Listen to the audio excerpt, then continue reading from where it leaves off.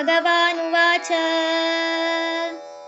ಅಕ್ಷರಂ ಬ್ರಹ್ಮ ಪರಮಂ ಸ್ವಭಾವೋಧ್ಯಾತ್ಮಮುಚ್ಯತೆ ಭೂತಭಾವೋದ್ಭವಕರೋ ವಿಸರ್ಗಃ ಕರ್ಮ ಸಂಜ್ಞಿತಃ ಅಧಿಭೂತಂ ಕ್ಷರೋ ಭಾವಃ ಪುರುಷಶ್ಚಾಧಿದೈವತಂ ಅಧಿಯಜ್ಞೋಹಮೇವಾತ್ರ ದೇಹೇ ದೇಹಭೃತಾಂಬರ.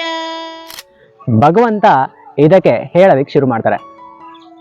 ಅವಿನಾಶಿಯಾದ ಅಂದರೆ ನಾಶವೇ ಇಲ್ಲದಂತಹ ಪ್ರಮುಖನಾದ ಆದಿಯಾದ ನಮ್ಮ ಒಳಗಿರುವ ಆತ್ಮನೇ ಬ್ರಹ್ಮನ್, ಮತ್ತೆ ಅದರ ಸ್ವಭಾವ ಮತ್ತೆ ಗುಣಗಳೇ ಆಧ್ಯಾತ್ಮ.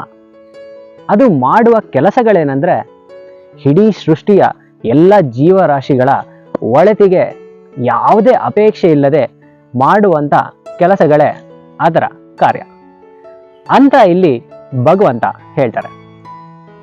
ಮತ್ತೆ ಈ ಸೃಷ್ಟಿಯಲ್ಲಿರುವ ಭೂಮಿ, ಜಲ, ಅಗ್ನಿ, ವಾಯು ಮತ್ತೆ ಆಕಾಶ ಇವುಗಳ ಗುಣಗಳಾದ ರೂಪ, ರಸ, ಗಂಧ, ಸ್ಪರ್ಶ ಮತ್ತೆ ಶಬ್ದ ಯಾವುದಕ್ಕೆ ಕೊನೆ ಇದೆಯೋ ಇದನ್ನೇ ನಾವು ಆದಿಭೂತಗಳು ಅಂತ ಕರಿತೀವಿ. ಇವನ್ನೆಲ್ಲ ಸೃಷ್ಟಿಸಿರುವ ಪರಬ್ರಹ್ಮನೇ ಆದಿ ದೈವ. ಮತ್ತೆ ನಾನು ಆದಿ ಯಜ್ಞನಾಗಿ ಅಂದರೆ ಎಲ್ಲ ಯಜ್ಞ ಯಾಗಗಳ ಆದಿಯಾಗಿ ಎಲ್ಲ ಸಮಗ್ರ ದೇವತೆಗಳಲ್ಲೂ ನೆಲೆಸಿರ್ತೇನೆ. ಮತ್ತೆ ಅವರೆಲ್ಲ ನನ್ನ ದೇಹದ ಥರ ಇರ್ತಾರೆ. ಅಂದರೆ ಯಾವುದೇ ಯಜ್ಞ ಯಾಗಗಳು ಯಾವುದೇ ದೇವತೆಗೆ ಮಾಡಲಿ ಅಥವಾ ಯಾವುದೇ ರೀತಿಯಾದ ವರವನ್ನು ಯಾವುದೇ ದೇವತೆ ಕೊಡಲಿ ಅದನ್ನು ನಾನೇ ಕರುಣಿಸ್ತೀನಿ. ಮತ್ತು ಅವೆಲ್ಲ ಯಜ್ಞ ನನಗೆ ಬಂದು ಸೇರುತ್ತೆ ಅಂತ ಇಲ್ಲಿ ಭಗವಂತ ಹೇಳಿದ್ದಾರೆ.